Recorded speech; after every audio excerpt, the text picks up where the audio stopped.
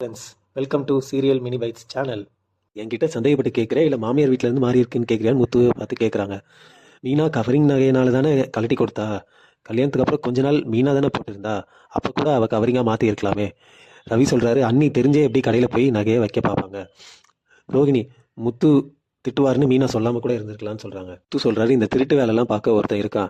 மனோஜ், எனக்கு டைம் ஆச்சு, நான் கிளம்புறேன்னு கிளம்புறாரு. எப்படி மாறிச்சுன்னு தெரியாமல் யாரும் எங்கும் போகக்கூடாதுன்னு முத்து சொல்கிறாரு. விஜயா சொல்கிறாங்க, உன் தம்பி கூட நகையை மாற்றி வச்சிருக்கலாம்ல. முத்து, நம்ம வீட்டில் கூட ஓடுகாலி ஒருத்தன் இருக்கானே. ரோகிணி, அவர் இப்போ பிஸ்னஸ்மேன், லேக்ஸில் ப்ராஃபிட் பண்ணுறாரு. விஜயா, எல்லாரும் என் மேலே பழி சொல்கிறீங்களா? அண்ணாமலை, நீயே ஒரு பழி சொல்லாத. விஜயா, தான் அவங்க அம்மா வீட்டுக்கு அடிக்கடி போயிட்டு இருக்கா. மீனா, என் வீட்டை பற்றி பேசாதீங்க. முத்து, விடு, அவங்க திருப்பி விட பார்க்குறாங்க. விஜயா, இவங்க அம்மா வீட்டில் தான் மாறி இருக்கு. அண்ணாமலை, எங்கள் அம்மா தான் நகையை செஞ்சு போட்டாங்களே.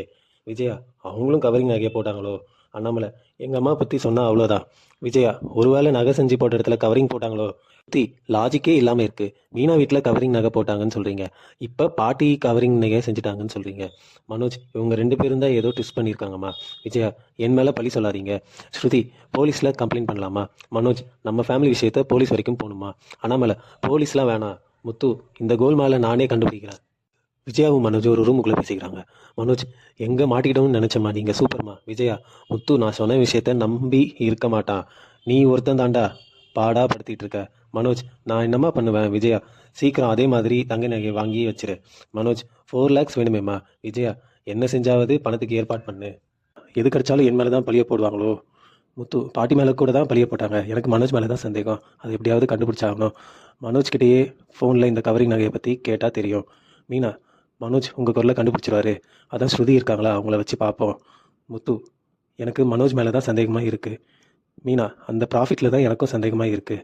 முத்து, மனோஜ்க்கு அம்மா என்ன வேணாலும் பண்ணுவாங்க. மீனா, நீங்கள் தான் ஹெல்ப் பண்ணணும்னு ஸ்ருதியை கேட்குறாங்க.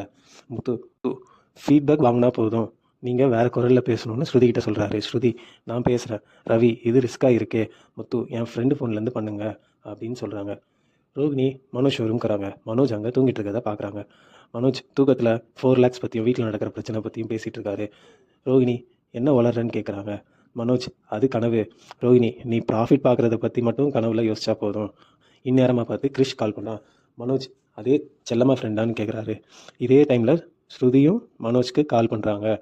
கிரிஷ், நீ என் ட்ரீமில் வந்துமா, நீ என்ன நினச்சியான்னு கேட்குறாரு. இந்த சைடு ஸ்ருதி, நீங்கள் எங்கள் ஷாப்பில் பர்ச்சேஸ் பண்ணீங்களே. மனோஜ், நான் பர்ச்சேஸ் பண்ணலையே. ஸ்ருதி, எங்கள் ஷாப்பில் ஆஃபர் இருக்குது, எனக்கு எதுவும் வேண்டான்னு மனோஜ் சொல்கிறாரு. ஸ்ருதி, உங்கள் ஷாப்பிங் எக்ஸ்பீரியன்ஸ் எங்கன்னு கேட்குறாங்க. இதோட இதுங்க நாளைக்கு முத்து மீனாவும் பார்வதி கிட்ட பேசிகிட்டு இருக்காங்க. பார்வதி, அது கவரிங் நகை ஆச்சேன்னு வளர்கிறாங்க. இந்நேரமாக வீட்டுக்கு வர விஜயா, அது நான் தான் சொல்லியிருப்பேன்னு சொல்ல வருவாங்கன்னு நினைக்கிறேன். நாளைக்கு பார்ப்போம்.